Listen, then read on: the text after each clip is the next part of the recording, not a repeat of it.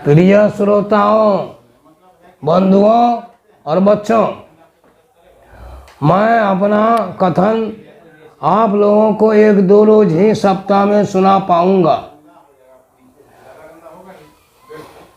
जिसमें कुछ सामान्य ज्ञान की बातें होंगी और कुछ पौराणिक कथा संबंधी घटना को बताऊंगा।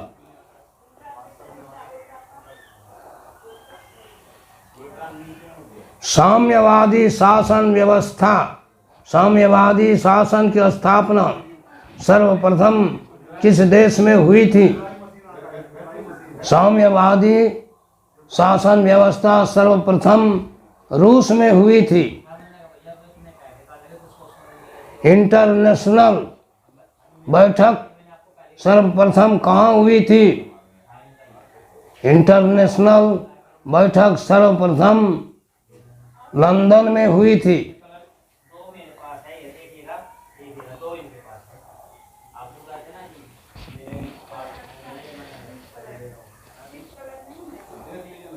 युद्ध और शांति पुस्तक के लेखक कौन थे? टॉलस्टॉय।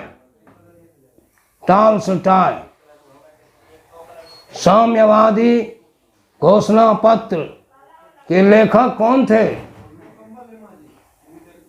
यह सब आप लोगों को कौन बनेगा करोड़पति में काम आएगा। साम्यवादी घोषणा पत्र के लेखक कौन थे? साम्यवादी घोषणा पत्र के लेखक कार्ल मार्क्स थे।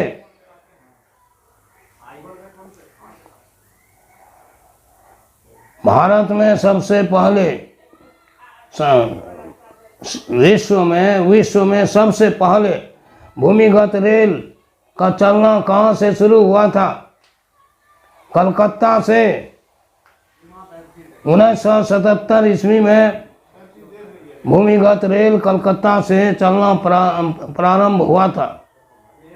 कलकत्ता से ही भूमिगत रेल का चलना 1977 ईस्वी से प्रारंभ हुआ था। शकुंतला किसकी पुत्री थी? शकुंतला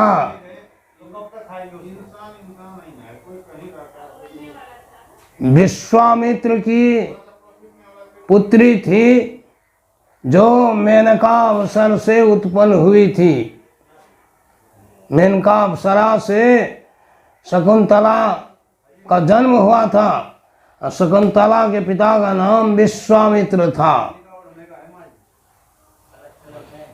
शकुंतला ने किस पुत्र को जन्म दिया था? शकुंतला से उत्पन्न संतान कौन थी? वह था भरत, और इसी भरत से कौरव वंश और पांडव वंश की उत्पत्ति हुई। शकुंतला के पति का नाम क्या था? शकुंतला के पति का नाम दुष्यंत था।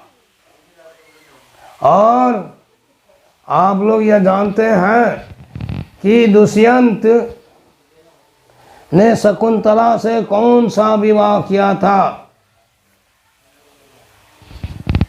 दुष्यंत आखेटक करने जंगल जाया करते थे।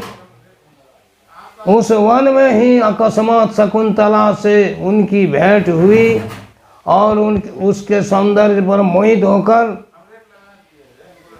दुष्यंत ने शकुंतला से गंधर्व विवाह किया, और उसी दुष्यंत का पुत्र भरत हुआ।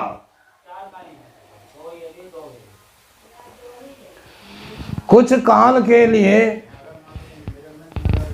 दुष्यंत शकुंतला को क्यों भी अस्मृत कर गया था? क्यों शकुंतला को भूल गया था? उसका कारण जब दुष्यंत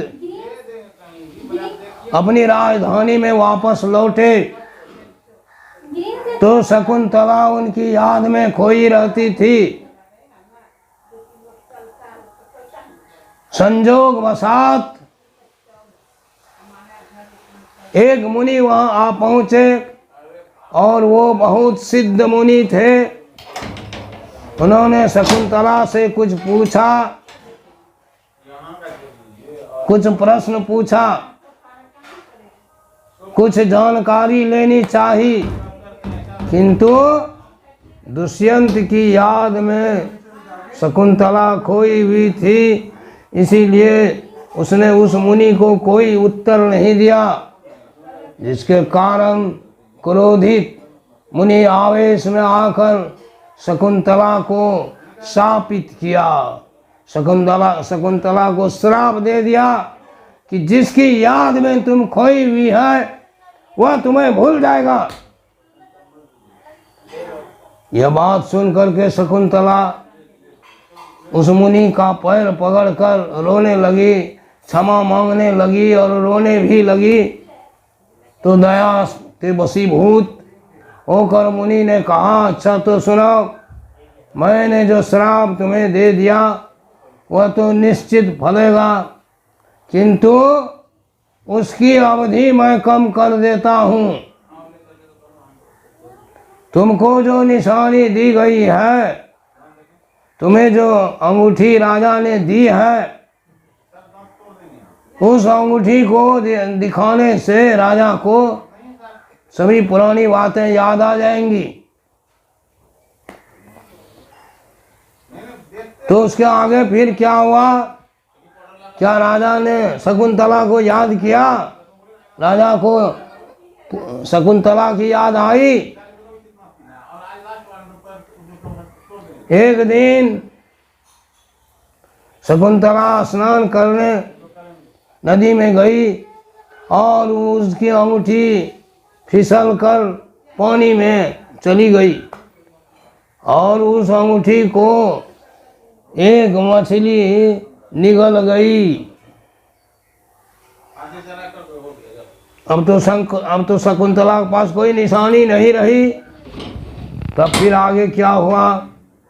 कैसे राजा ने उन्हें याद किया? राजा ने कैसे सारी बातों को याद किया, कैसे शकुंतला की याद आई, कैसे उन्होंने उसको कैसे शकुंतला को उन्होंने पहचान ली।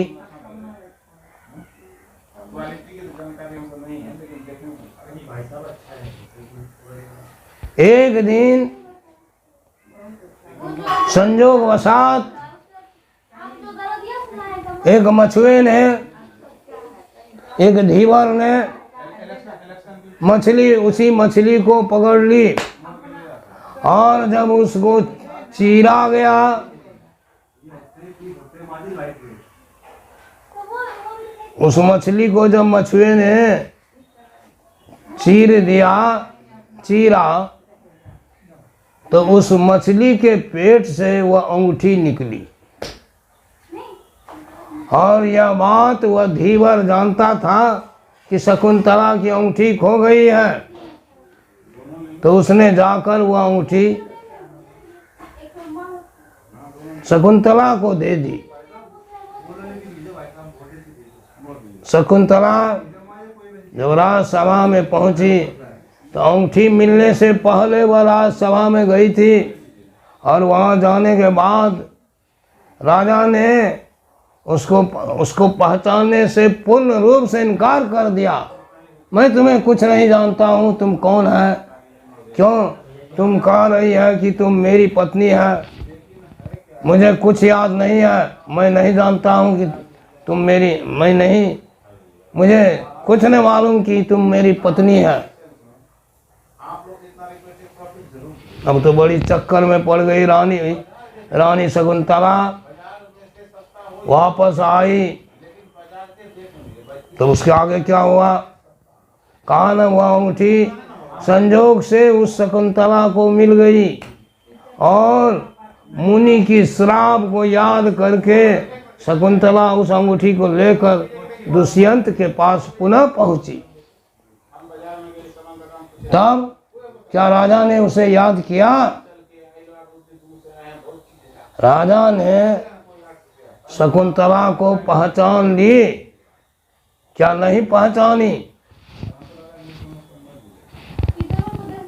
जब राजा ने शकुंतला के हाथ में उस अंगूठी को देखी तो उन्हें सारी घटनाएं, जंगल की सारी घटनाएं उन्हें स्मरण में आ गया। सारी घटना उनके आंखों के सामने नाचने लगी। सभी घटनाएं उन्हें अच्छी तरह से मालूम हो गई और उस पुत्र को और रानी दोनों को उन्होंने अपना लिया। पुत्र को भी, पत्नी को भी और पुत्र को भी अपना लिया।